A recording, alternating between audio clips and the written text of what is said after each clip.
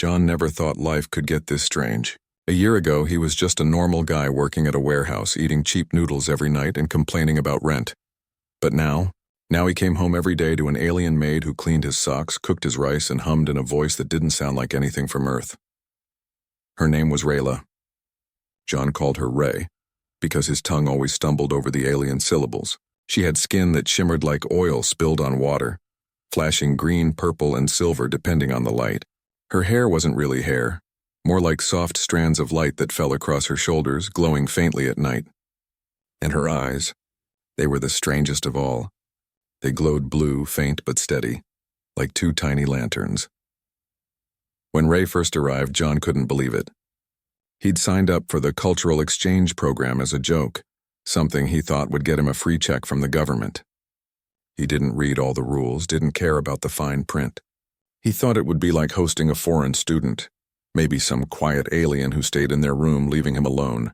Instead, he got Ray. She wasn't quiet. She wasn't shy. She wasn't human, and she didn't try to hide it. She sang when she vacuumed. She scolded him when he forgot to wash his hands before dinner. She told him Earth food was chaotic, but still stuffed herself with dumplings and laughed when the steam burned her tongue. At first, John was uncomfortable. Her glowing eyes made it hard to sleep. Her humming made the walls shake. And sometimes, when she thought no one was watching, her hands would tremble, as if she were holding something invisible. John didn't ask questions. He figured the less he knew, the safer he was. The government had told him one thing very clear: do not interfere. Do not question. Observe only. So he tried to treat Ray like a maid, like an assistant who just happened to have strange skin and too many fingers. But over time, something shifted. The apartment felt warmer when Ray was there. She organized his messy shelves without being asked. She remembered his schedule better than he did. She even nagged him into eating vegetables, and when he made faces, she laughed. The sound like wind chimes mixed with thunder. John found himself waiting for that laugh just to hear it again. One evening, John came home from work exhausted. His back ached, his feet hurt, and all he wanted was to collapse on the couch. But when he opened the door, the smell of food hit him. Spiced soup, hot bread, and something sweet baking in the oven. Ray was standing in the kitchen, her glowing hair tied back, stirring a pot. She turned, eyes glowing brighter when she saw him. "You are late," she said in her strange, careful English. "Sit, eat, you look collapsed." John laughed weakly. "Yeah, I feel collapsed." He dropped his bag and sat. And for the first time in a long time, he felt cared for. Not judged, not ignored. Cared for. It became routine. He would drag himself home from the warehouse, and Ray would be there, humming, cleaning, cooking, or sometimes just sitting by the window, staring at the night sky.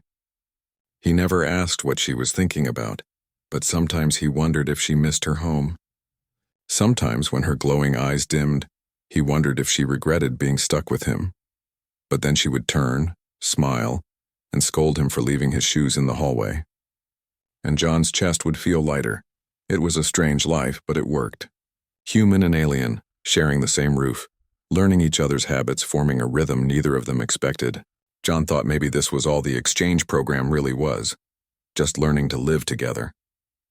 Just learning to be less alone, but he was wrong. Because one Thursday evening when he came home early, everything changed. And the quiet, strange routine that had slowly become his comfort was about to break wide open. Thursday was supposed to be an ordinary day. John left work early because the machines broke down at the warehouse. He carried groceries in both hands, whistling as he walked up the apartment stairs. He thought about Ray's reaction when she saw the dumplings he bought. She loved them even though she always burned her tongue. That thought made him smile, but when he opened the door, the smile froze on his face. The apartment wasn't dark and quiet like it usually was at that hour. It glowed. Soft, pale light shimmered on the walls, moving like liquid stars. The ceiling sparkled as if a whole galaxy had spilled into his living room. And in the middle of it all was Ray. She was kneeling on the floor, her 6-fingered hands pressed against her chest. Her glowing hair floated around her face as though lifted by an invisible wind. Her eyes were wide open, brighter than ever, shining like blue fire. She whispered words John couldn't understand. Syllables that clicked and hummed, rising and falling like music. The lights around her moved with her voice. They weren't just floating. They were alive, bending and swirling like constellations being painted in the air. John's breath caught. He felt like an intruder, like he had stepped into a sacred place he wasn't meant to see. He wanted to back out, close the door quietly, and pretend he hadn't seen anything. But the grocery bag slipped from his hand and a box of noodles hit the floor with a sharp crack. Ray gasped. Her glowing eyes flicked up to him. Instantly, the lights vanished, swallowed into nothing. The room was dark again, just an ordinary apartment. Her glowing hair dimmed, her body sagged, and she pressed her trembling hands to the ground. "You weren't supposed to come home yet," she whispered. John stood frozen, heart pounding. I didn't mean to interrupt. What was that?" Ray's shoulders shook as she rose slowly to her feet. For the first time since she arrived in his life, she looked small, fragile, not like the strange, confident maid who scolded him for leaving socks on the couch, but like someone carrying a heavy burden she couldn't share. "It is nothing," she said quickly, her voice shaky. "A ritual. Forget you saw it." But John couldn't forget. The lights had burned into his mind. The look on her face, half peace, half sorrow, made his chest ache. "Ritual?" he repeated softly. "Ray, it didn't look like nothing." Her glowing eyes dimmed further, almost fading out completely. She turned away from him and spoke in a low voice. "Humans, you fear what you don't understand. That is why we hide. That is why I did not want you to see." John took a hesitant step closer. "I'm not afraid of you," she shook her head. "Not yet. But if you knew the truth." Her voice cracked. She pressed her 6 fingers back against her chest. "I would lose this place. I would lose you." John's heart twisted. He wanted to reach out, but his hands stayed at his sides. The government's words echoed in his mind, "Do not interfere. Observation only." He wasn't supposed to ask questions. He wasn't supposed to know her secrets. But Ray's trembling shoulders told him this wasn't some casual ritual. This was survival. Finally, she turned back to him, her eyes glistening like water about to spill. "It is my memory," she whispered. We are not like humans. Away from our stars, we begin to fade. We forget who we are. Our bodies weaken. Our minds blur. The ritual keeps me whole. Without it..." She looked down at her hands. "I will disappear." John's throat went dry.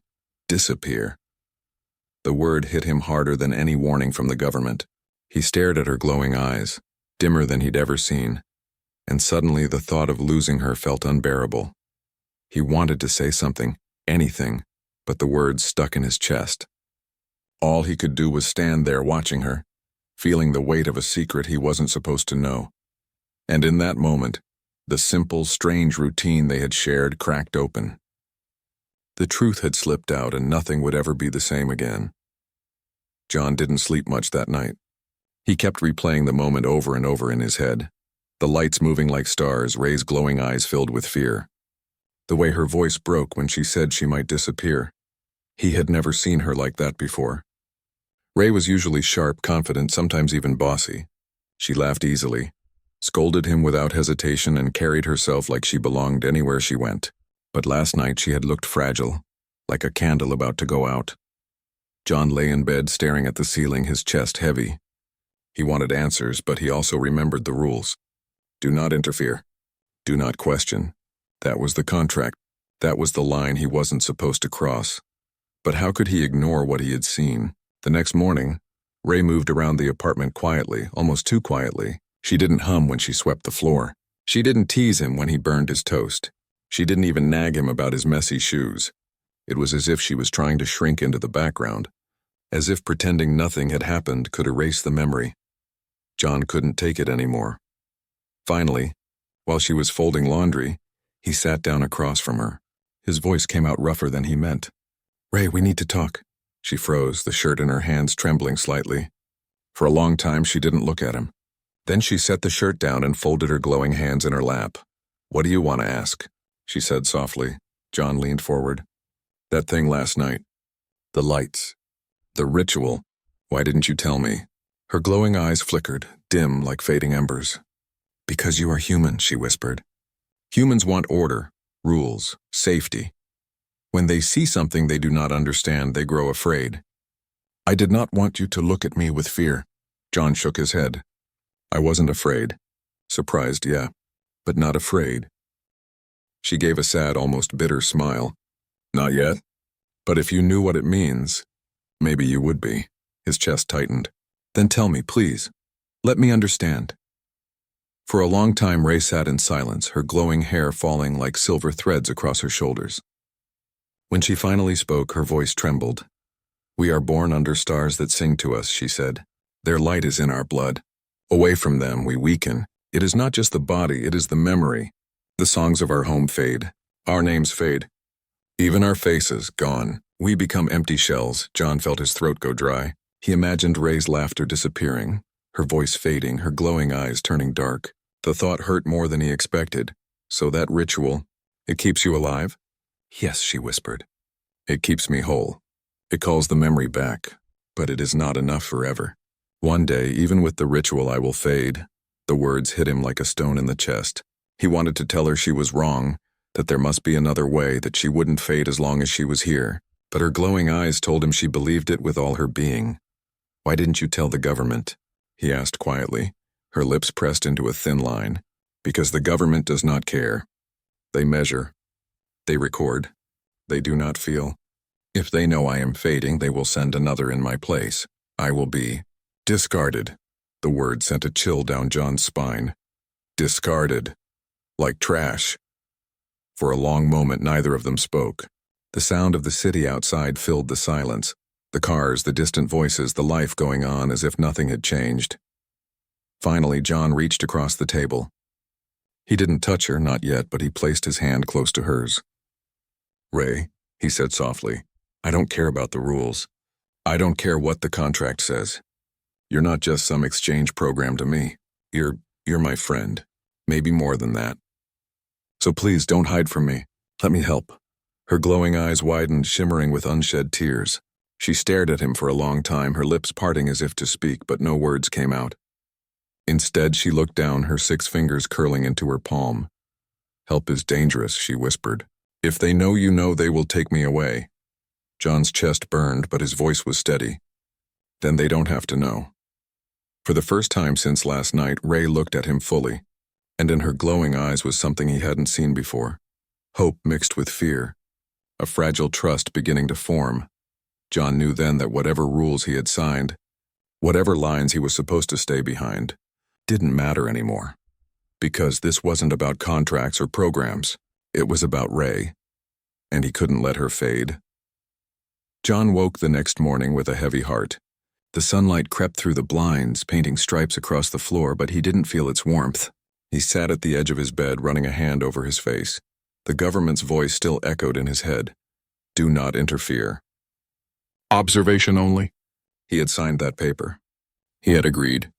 And now he had broken the line without even meaning to. Ray moved quietly in the kitchen, preparing breakfast. Usually she hummed as she worked, her voice shaking the walls with its strange beauty. Today there was only silence. When John walked in, she placed a bowl of soup in front of him without meeting his eyes. You are late, she said softly, but her voice didn't carry the usual playful scolding. It sounded hollow. John sat, staring at the steam rising from the bowl. He wanted to say something light, something to make her laugh, but the weight of last night pressed down too heavily. Finally he spoke. Ray, about what you told me. She froze. Her glowing eyes flickered once, then dimmed. Forget it. I can't, he said firmly. You can't just tell me you'll fade away and expect me to eat soup like nothing's wrong. Her hands trembled as she gripped the edge of the counter.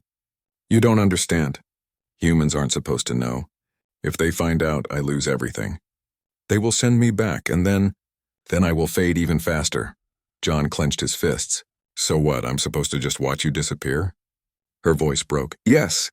She turned to him, her glowing hair falling across her face. Yes, because that is safer. Safer for you, safer for me. Do you think you can fight the rules of your own people? Do you think they will let you keep me here if they know you broke the law? John stood up so suddenly his chair scraped the floor. I don't care about their rules. I care about you. The words hung in the air, heavier than both of them expected. Ray's glowing eyes widened, soft and vulnerable. For a moment, neither moved. Finally, she turned away, her voice a whisper. Caring is dangerous. John wanted to argue, but he swallowed the words. His chest felt like it was splitting in two. On one side, there was duty, the contract, the rules, the warnings he had agreed to. On the other side, there was Ray, the strange, stubborn, glowing alien who had somehow become his world. All day at work, he couldn't focus.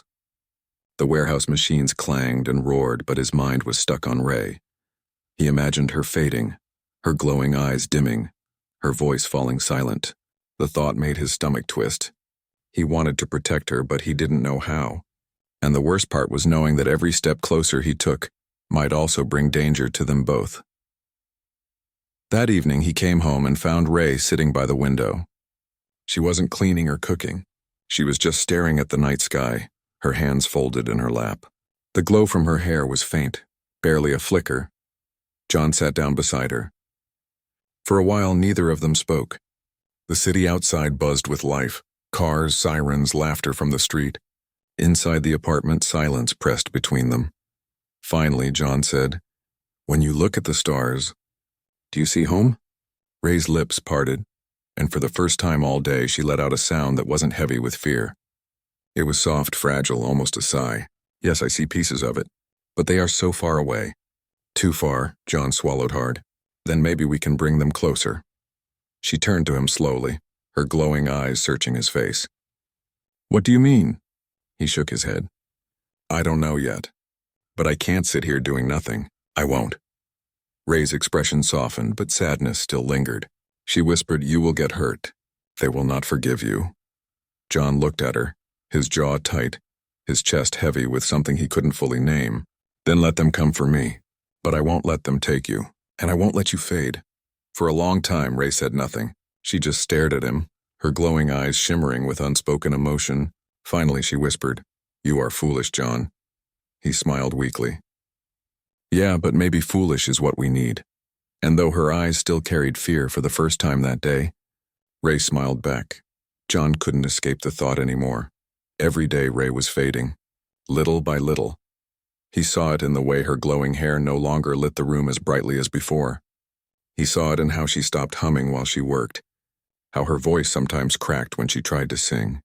Even her glowing eyes, once steady like two blue lanterns, now flickered as if a hidden wind tried to blow them out. At first, John tried to ignore it. He told himself it wasn't his problem, that he had no right to interfere. But the truth pressed harder each day. Ray wasn't just some alien houseguest. She wasn't just part of a contract. She had become part of him, woven into his mornings, his evenings, his silence, his laughter. One night, John sat on the couch, staring at the government binder that had been given to him when Ray first arrived. The rules were printed in bold, sharp letters. Do not interfere. Do not form emotional attachment. Do not attempt to alter alien behavior. He slammed the binder shut. His chest felt heavy, his hands trembling. The rules didn't matter anymore. How could they? How could he sit by while Ray faded right in front of him? That night he didn't sleep. He lay awake, staring at the ceiling, thinking of all the small things Ray had done for him. The way she set aside the last dumpling for him even though she loved them. The way she scolded him for leaving socks on the couch but folded them neatly anyway. The way her laugh filled the empty space in his life. She wasn't just an alien maid. She was Ray, and John knew what he had to do. The next day he came home carrying something different. Not groceries, not takeout. A large box heavy in his arms. Ray was in the living room, sitting quietly, her glowing hair dim. She looked up surprised. "What is that?" she asked softly. John set the box on the floor, his heart pounding. "It's something I thought might help." He opened it carefully. Inside was a telescope, sleek, polished, shining under the apartment lights. He had spent nearly all his savings on it, the money he was supposed to use for bills and food. But none of that mattered right now. Ray's glowing eyes widened. "A starfinder?" John smiled nervously. "Yeah, you said you need your stars, right?" "You said they're too far away. So I thought maybe, just maybe, we could find them together." For a moment, Ray didn't move. Her hands trembled as she reached out, her 6 fingers brushing against the telescope like it was something sacred. Her glowing eyes shimmered brighter than they had in days. "You did this for me," she whispered. John swallowed the lump in his throat. "Of course I did. I can't let you fade. Not while you're here. Not while I'm here." Tears gathered in Ray's glowing eyes. Slowly, she set up the telescope by the window.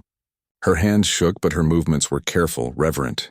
She whispered her home star's name, a word John couldn't pronounce, and when the lens caught it, her entire body glowed softly, like a lantern relit. Her hair shimmered silver and green.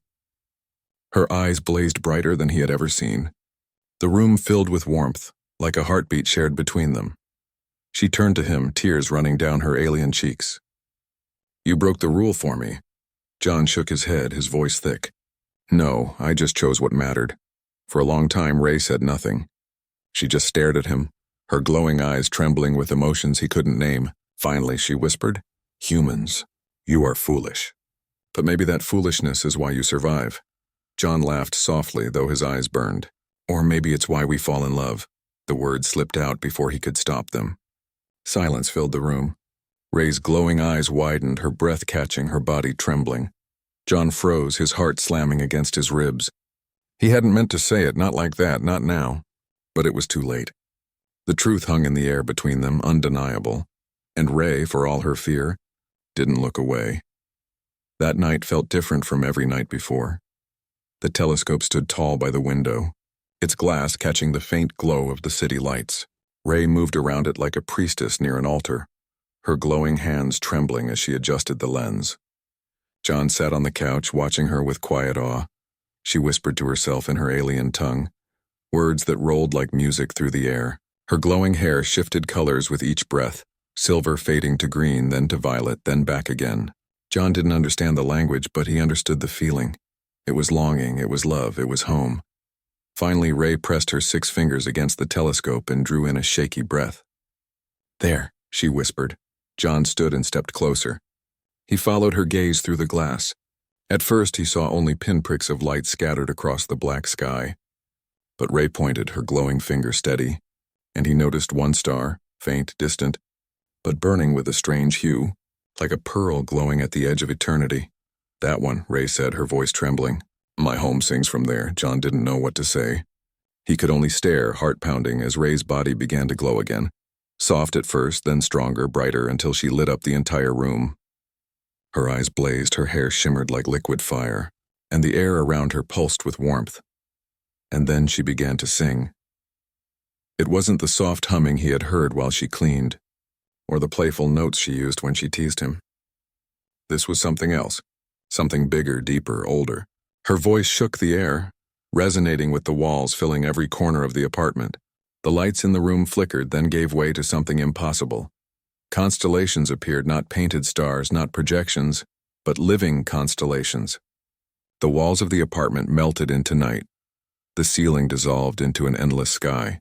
Galaxies swirled above them, stars burned around them, and John stood in the center of it all, breathless.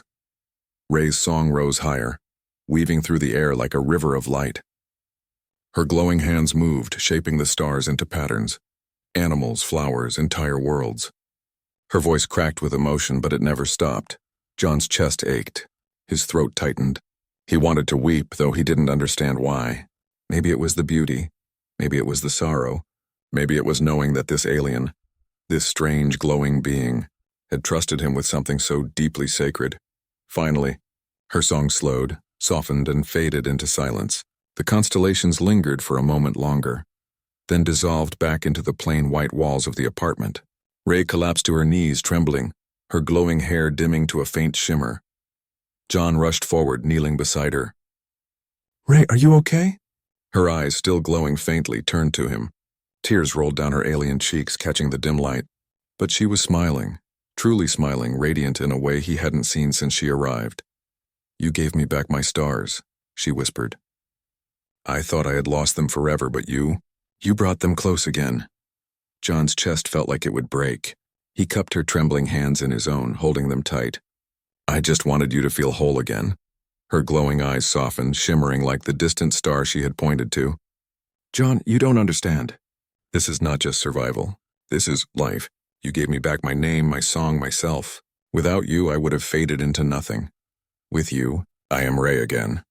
John swallowed hard, unable to speak past the lump in his throat.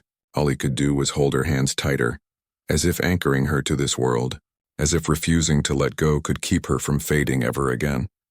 For a long time they knelt there, human and alien, bound by something stronger than any contract, any warning, any rule. Finally, Ray leaned closer, her forehead touching his. Her voice was a soft breath. "Humans are foolish, but maybe foolishness is the most powerful thing in the universe." And in that quiet moment, surrounded by fading echoes of constellations, John believed her. The apartment was quiet after Ray's song ended. Too quiet. John sat on the floor beside her, still holding her glowing hands. His chest was full of warmth, full of fear, full of something too big to name. Ray leaned against him, her body trembling from the strength of her ritual, her eyes faintly glowing like dying embers. But she was smiling. For the first time since he had met her, she looked complete. Like she wasn't just surviving, but truly living. "John," she whispered, her voice tired but steady. "You should not have done this. You broke every rule." John gave a weak laugh. "Yeah, I know.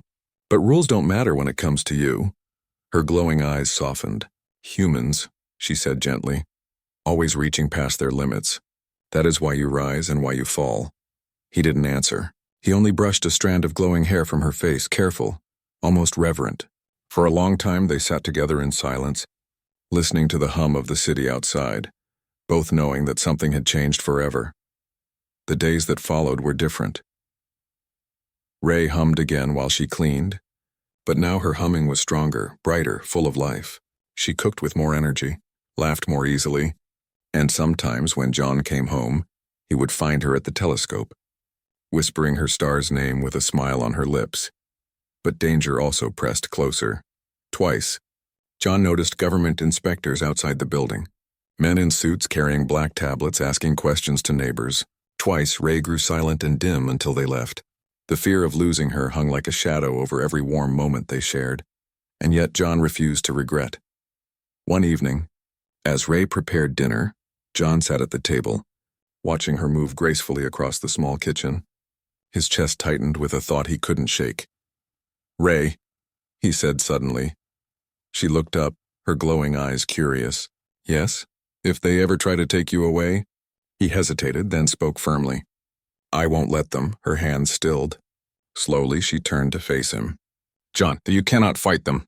They are too many." "I don't care," he said. His voice shook, but the words were true. "I can't imagine this place without you. I can't imagine my life without you." Ray stared at him, silent. Then her glowing eyes shimmered softer than starlight. "You are foolish," she whispered again. But this time her lips curved in a small, trembling smile. That night after dinner, Ray sang again. Not as part of a ritual, not to keep herself from fading, but because she wanted to. Her voice filled the apartment with constellations once more, stars dancing across the walls, galaxies blooming in the air. John sat on the couch, watching in awe, tears stinging his eyes. The apartment became a universe, and in the middle of it all was Ray, alive, shining, radiant. As her song rose, John realized something deep in his bones. Humanity wasn't just hosting aliens. Humanity was being tested not by weapons, not by strength, but by kindness, by courage, by love. And maybe, just maybe, they had passed. When Ray's song ended, she sank onto the couch beside him. Her glowing hair brushed his shoulder, her eyes soft as she leaned close. "John," she whispered, "you have given me more than survival. You have given me a reason to stay." He swallowed hard, his heart aching and soaring at the same time. "And you've given me more than I ever thought I'd have." For a long time, they sat together in the quiet glow of fading stars, human and alien, foolish and fragile, but not alone. Whatever came next, rules, inspectors, danger, didn't matter. What mattered was this moment, this bond, this fragile, impossible love that shone brighter than any star. And as Ray closed her eyes, resting against him, John whispered to the empty room, to the universe itself, "She's not just an alien maid. She's Ray, and she's my world."